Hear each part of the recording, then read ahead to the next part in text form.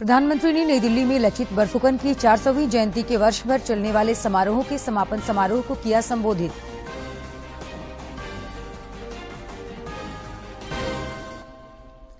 मुख्यमंत्री दिल्ली में आयोजित झारखंड राज्य दिवस समारोह में शामिल हुए। कलाकारों का बढ़ाया हौसला, अंतर्राष्ट्रीय व्यापार मेले में छोड़ा अमिट छाप।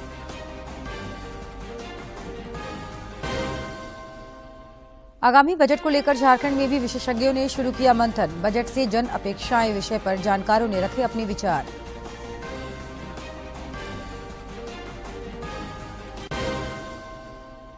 और भारत के पहले एक दिवसीय क्रिकेट मैच में न्यूजीलैंड को जीत के लिए दिए 307 रनों का लक्ष्य। फ्री डिश समेत सभी डीटीएच प्लेटफॉर्म पर डीडी स्पोर्ट्स पर हो रहा सीधा प्रसारण।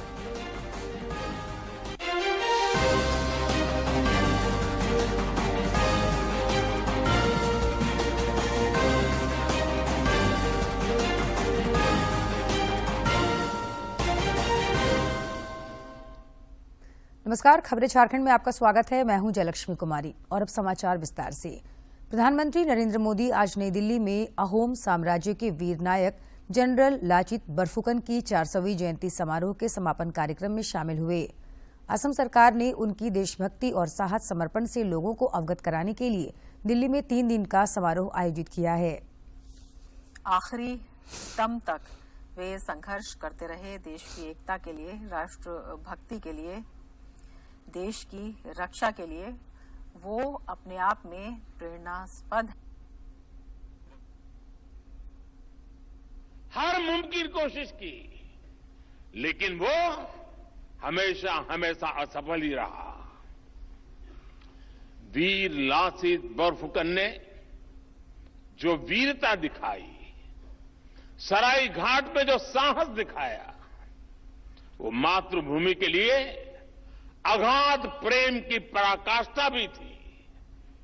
असम ने अपने साम्राज्य के एक एक नागरिक को जरूरत पड़ने पर अपनी मातृभूमि की रक्षा के लिए तैयार किया था। उनका एक एक युवा अपनी माटी का सिपाही था। लाचित बरफुकन जैसा साहस, उनके जैसी निडरता, यही तो आसाम की पहचान है। और इसलिए तो हम आज भी कहते हैं, हुनी साने लोरा होत।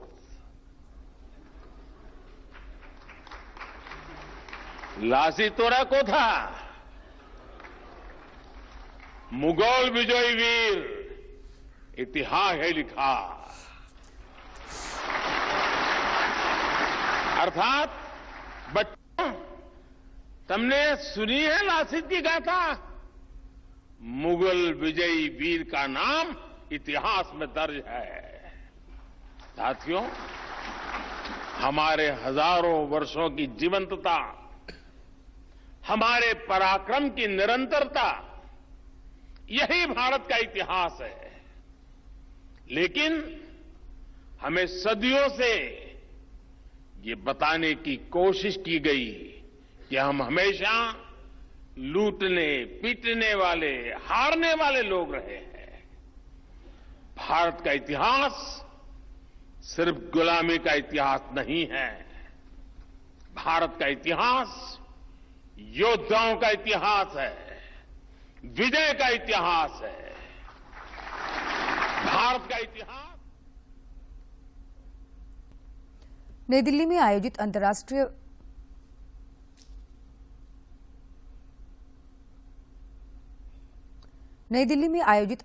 व्यापार मेले में कल झारखंड राज्य दिवस समारोह का आयोजन किया गया।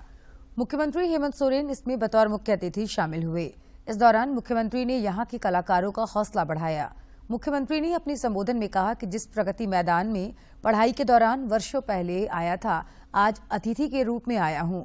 उन्होंने यहां मौजूद लोगों से कहा कि झारखंड एक खूबसूरत प्रदेश है और आप सबों का झारखंड में स्वागत है। मुख्यमंत्री ने इस दौरान झारखंड के स्टॉल का अवलोकन भी किया। उनके साथ राज्य के श्रम मंत्री सत्यानंद भोक्ता भी मौजूद थे। देश के सबसे अत्यंत पिछड़े राज्यों में से ये एक राज्य है।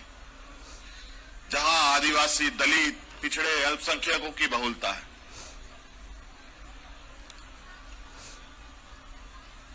और ये समूह आज से नहीं, आदिकाल से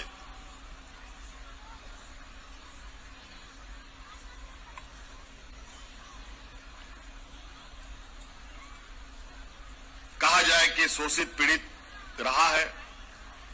हालांकि वहां के लोग जरूर पिछड़े जरूर है, लेकिन उसका धरती पिछड़ा नहीं है। अंतर्राष्ट्रीय व्यापार मेले में आयोजित झारखंड दिवस समारोह में पाइका, पंचपरगनिया, मुंडारी, छऊ और नागपुरी नृत्य के माध्यम से कलाकारों ने सबका मन मोह लिया।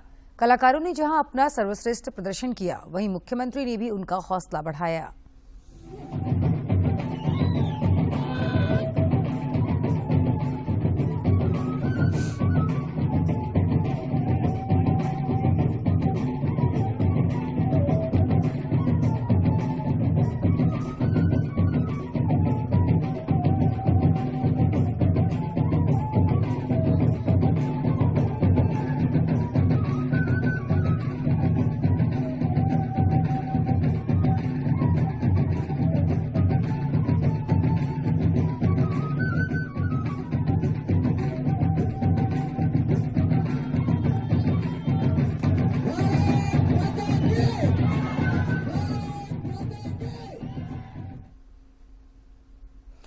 बोकारो जिले के ललपनिया स्थित लुगुबुरु, घंटाबाड़ी, धोरमगढ़ पहाड़ पर पर्यटन को बढ़ावा देने के लिए कई प्रयास किए जा रहे हैं। यहां आने वाले श्रद्धालुओं की सहूलियत को लेकर जिला प्रशासन कई योजनाओं को शुरू करने पर काम कर रहा है। इसे लेकर उपायुक्त कुलदीप चौधरी और पुलिस अधीक्षक चंदन झा ने अधिकारियों के साथ निरीक्षण किया।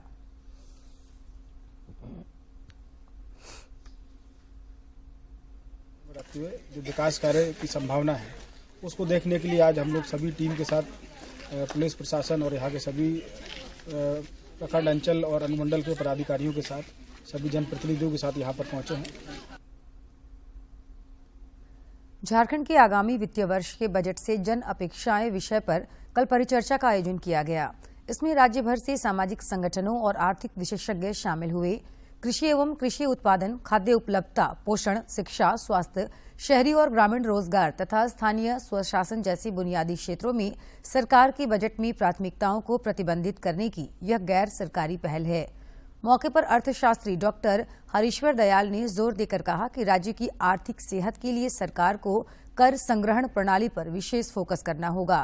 वहीं विनोबा भावे विश्वविद्यालय के पूर्व उपकुलपति सह अर्थशास्त्री डॉक्टर रमेश शरण ने 22 सालों में भी राज्य वित्त आयोग का गठन नहीं होने पर चिंता जताई।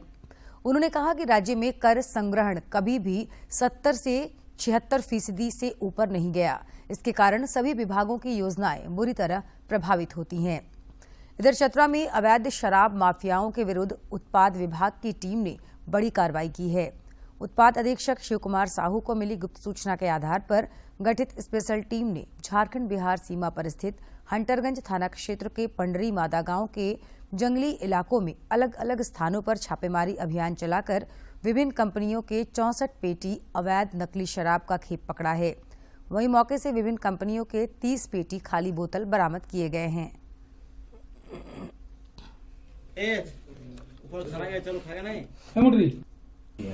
छापामारी कर में भारी मात्रा में जो शराब मिला है, शराब तो बोतल पर फॉर सेल इन झारखंड उन्होंने लिखा हुआ है, लेकिन उसको देख के स्पष्ट रूप से पता चल रहा है कि वो जो उसमें शराब मिलाकर बनाई गई है, ये ड्यूटी पेड शराब नहीं है, ये ड्यूटी फ्री शराब है। कहीं पर इसको एक जगह उसमें डुप्लीकेट शराब मिला के उसको बनाई गई है, जिससे सरकार को इससे राजस्व की क्षति हो रही है। जामताड़ा जिले के विशेषकर ग्रामीण क्षेत्रों में चरणबद्ध वित्तीय साक्षरता अभियान चलाया जा रहा है। प्रधानमंत्री नरेंद्र मोदी की सोच हर व्यक्ति की ओर पहचान को साकार करने के लिए डाक विभाग की ओर से जिले के ग्रामीण क्षेत्रों में चरणबद्ध शिविर लगाकर 5 साल तक के बच्चों का भी ऑन स्पॉट आधार कार्ड बनाने का, उसे खातों से लिंकेज का कार्य किया जा रहा है। इसी क्रम में इंडिया पोस्ट पेमेंट बैंक एवं नाबार्ड के सहयोग से जिले के खैरा पंचायत भवन में बुधवार को शिविर लगाकर 5 वर्ष तक के 100 से अधिक बच्चों का आधार कार्ड ऑन द स्पॉट बनाया गया और उसे बैंक खातों से लिंकेज कराया गया।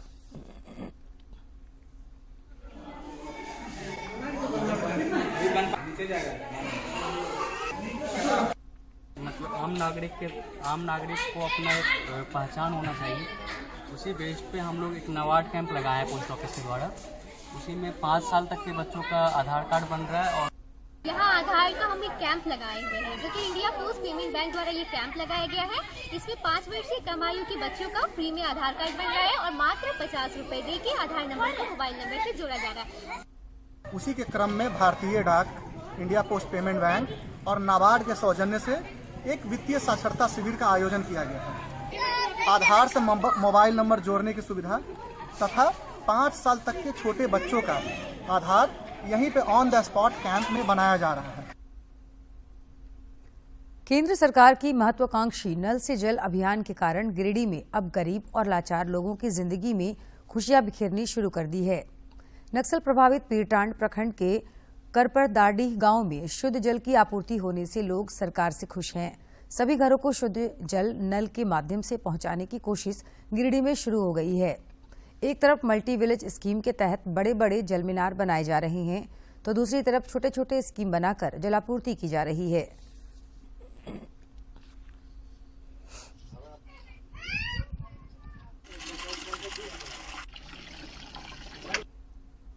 सरकार जो है घर घर में नल दे दिया है।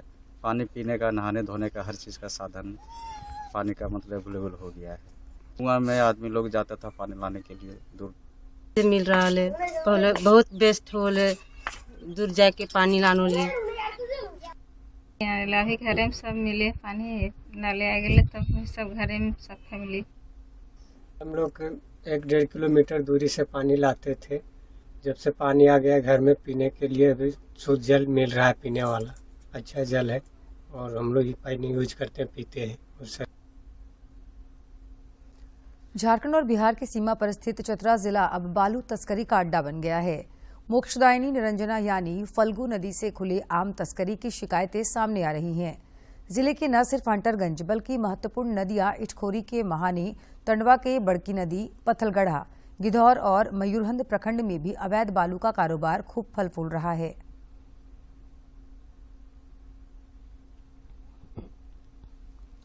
माफियाओं की नजर अब बालू पर लगी है। बालू माफिया रोजाना सरकारी खजाने को यहां लाखों रुपए की चपत लगा रहे हैं।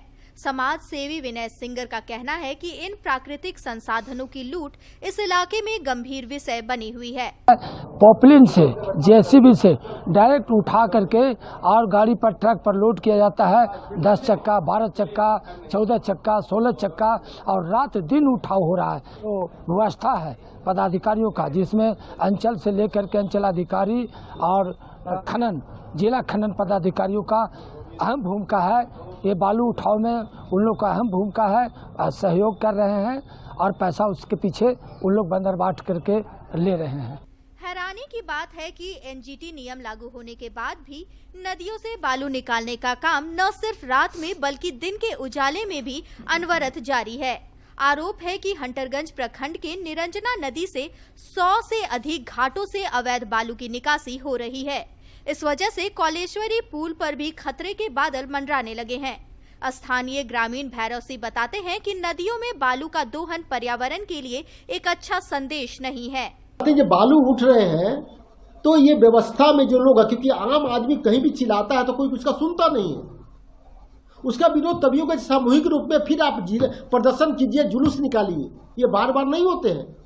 पत्रकारों पर दबाव, जो उठाते हैं मामला उन पर दबाव किया जाता है। जो माफिया है, जो लूट रहे हैं, वो तो दबाव डालते हैं। बाकी जो लोग जवाबदेह लोग हैं, जिनको निगरानी को दी है, उनकी मिली भगत है। विकास के नाम पर जो प्राकृतिक संसाधन है उसके लूट किया जा रहा है, उनके कहीं न कहीं हिस्सेदारी है और कोई एक पदाधिकारी नहीं, ये सिस्टम का भी मामला है। खनन माफिया इतने मजबूत है कि प्रशासन भी उन पर हाथ डालने की कोशिश तक नहीं करती।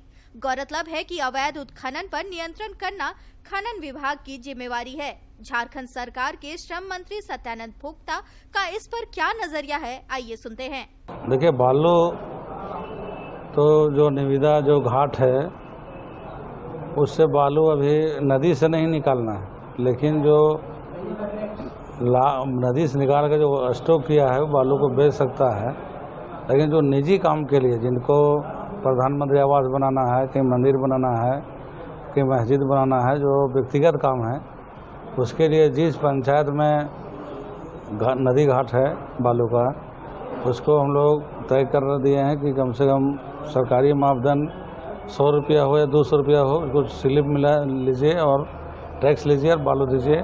निरंजना नदी में बालू की लूट काफी दिनों से चलती आ रही है, जिसको लेकर 2 वर्ष पूर्व एक बड़ा आंदोलन भी चला था। उसी निरंजना बचाओ आंदोलन की वजह से राज्य सरकार हरकत में आई थी।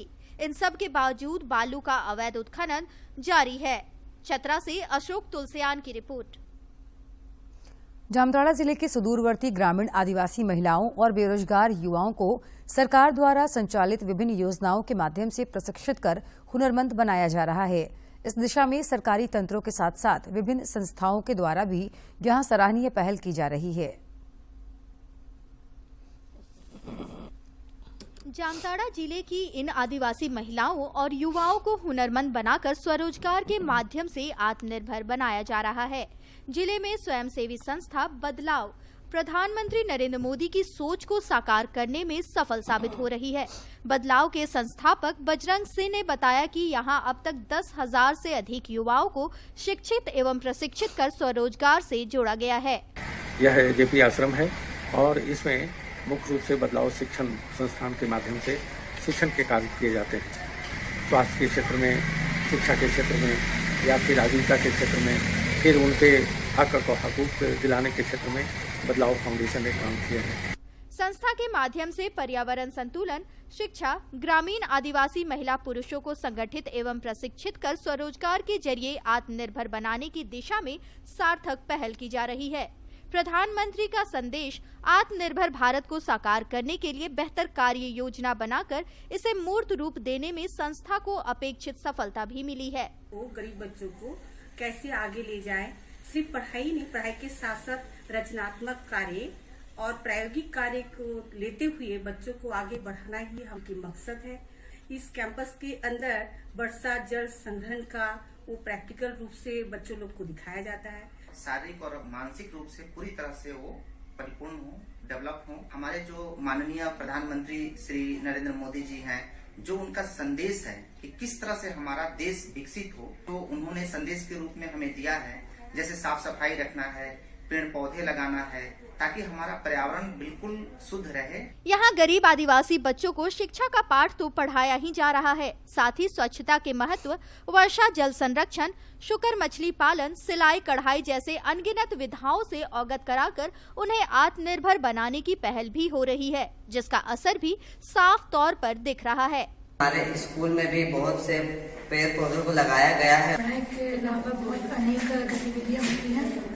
हमारे स्कूल में पेड़ पौधे का बहुत अच्छे से ध्यान रखा जाता है। स्कूल में पढ़ाई के अलावा और भी बहुत सारे एक्टिविटीज कराए जाते हैं। देख रहे हैं ये क्राफ्ट हम हमारे वेस्टेज चीजों से बनाए गए हैं, जैसे पेपर, बोतल और क्राफ्ट पेपर सबसे बनाए गए हैं। सरकार के साथ साथ स्वयंसेवी संस्थाओं की भी समाज की बेहतरी के लिए गरीब आदिवासी बच्चों को शिक्षा देकर उसे मुख्य धारा से जोड़ने का प्रयास जारी है। जामताड़ा से सुभाष प्रसाद की रिपोर्ट। समाचारों का सिलसिला जारी रहेगा, लेकिन इस विराम के बाद।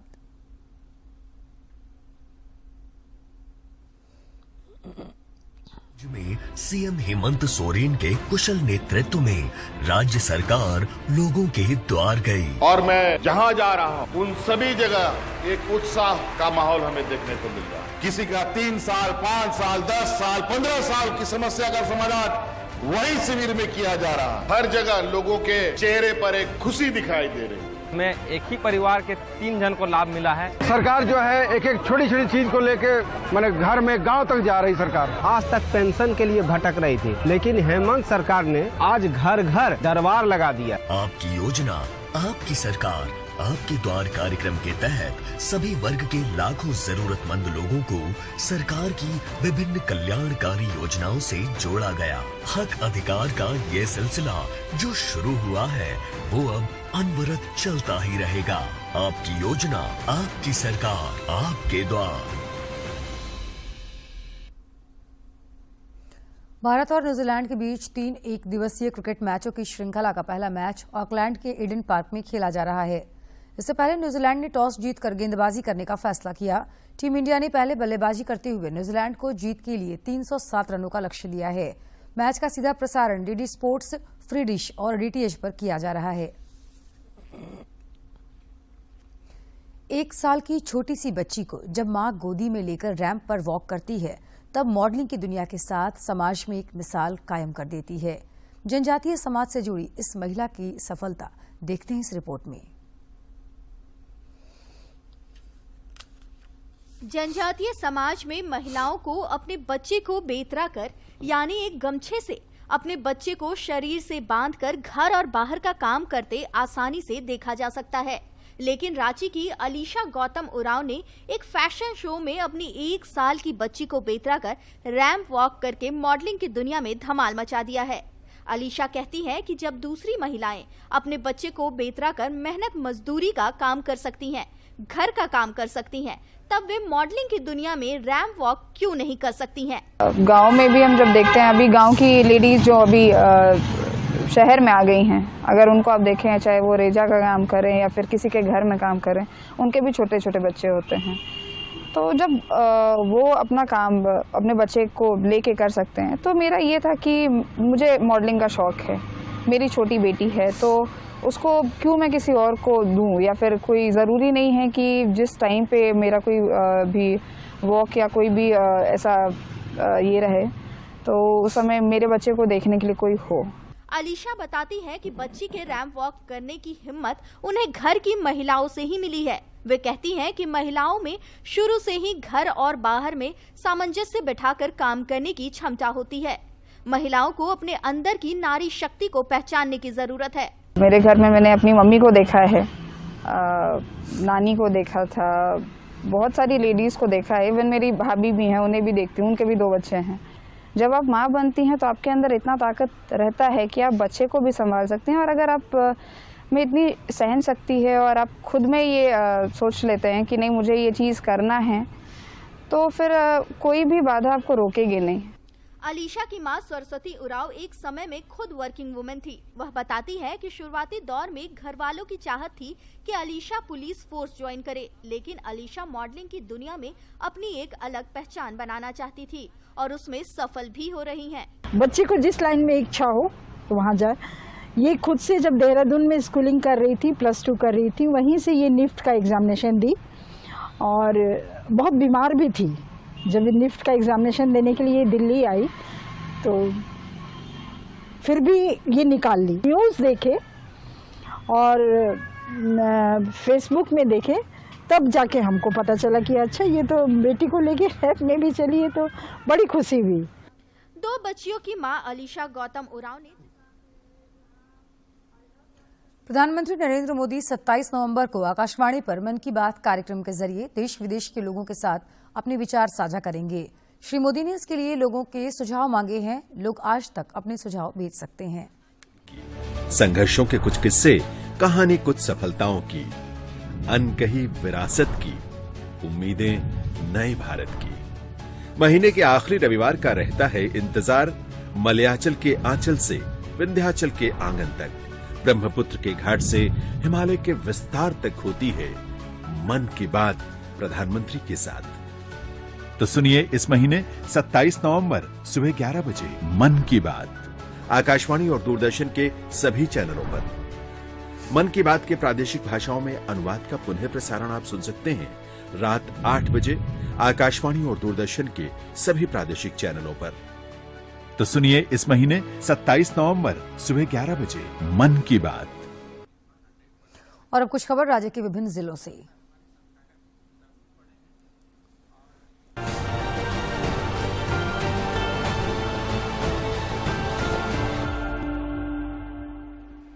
आजसू पार्टी के केंद्रीय अध्यक्ष सुदेश महतो ने राज्य में हो रही बिजली की समस्या को लेकर मुख्यमंत्री हेमंत सोरेन को पत्र लिखा है।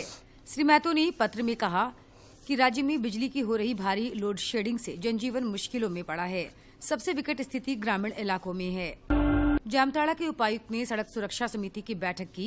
इस दौरान उन्होंने सड़क सुरक्षा के प्रति जागरूकता का प्रचार करने, नो हेलमेट नो पेट्रोल का अनुपालन, नियमित वाहन जांच अभियान चलाकर ट्रिपल लोडिंग, ड्रिंक एवं ड्राइव सहित अनफिट वाहनों का चालान करने सहित विभिन्न बिंदुओं पर संबंधित पदाधिकारियों को आवश्यक निर्देश दिया। देवघर के उपायुक्त मंजुनाथ भंजत्री ने सुरक्षित गांव हमारा गांव एवं सुरक्षित शहर हमारा शहर की समीक्षा बैठक की।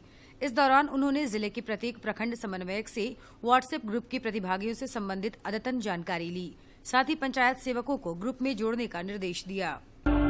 आजादी के अमृत महोत्सव एक भारत श्रेष्ठ भारत एवं संविधान दिवस के मौके पर केंद्रीय संचार ब्यूरो की ओर से पलामू शहर के गांधी स्मृति टाउन हॉल में 3 दिवसीय चित्र प्रदर्शनी का उद्घाटन किया गया। मौके पर अन्य लोगों के अलावा पलामू के सांसद विष्णु दयाल राम भी मौजूद थे। रांची जिले के पिठौरिया थाना क्षेत्र से पुलिस ने हथियार के साथ 2 अपराधियों को गिरफ्तार किया है। गिरफ्तार अपराधियों में बोकारो जिले के पेटरवार निवासी तौसीफ रजा और बिरबल कुमार सिंह शामिल हैं। इनके पास से एक देशी कट्टा, एक गोली, 2 मोबाइल फोन और एक महिंद्रा जायलो कार बरामद किया गया है। बोकारो जिले के लुगुबुरु, घंटाबाड़ी, घोरोमगढ़ पहाड़ पर पर्यटन को बढ़ावा देने एवं यहां आने वाले श्रद्धालुओं की सहूलियत को लेकर और खबरों के अंत में एक नजर मुख्य समाचार पर। प्रधानमंत्री ने नई दिल्ली में लचित बरफुकन की 400वीं जयंती के वर्ष भर चलने वाले समारोहों के समापन समारोह को किया संबोधित।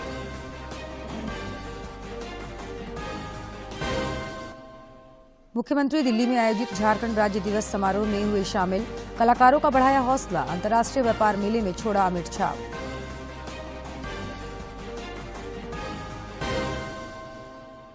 आगामी बजट को लेकर झारखंड में भी विशेषज्ञों ने शुरू किया मंथन। बजट से जन अपेक्षाएं विषय पर जानकारों ने रखे अपने विचार।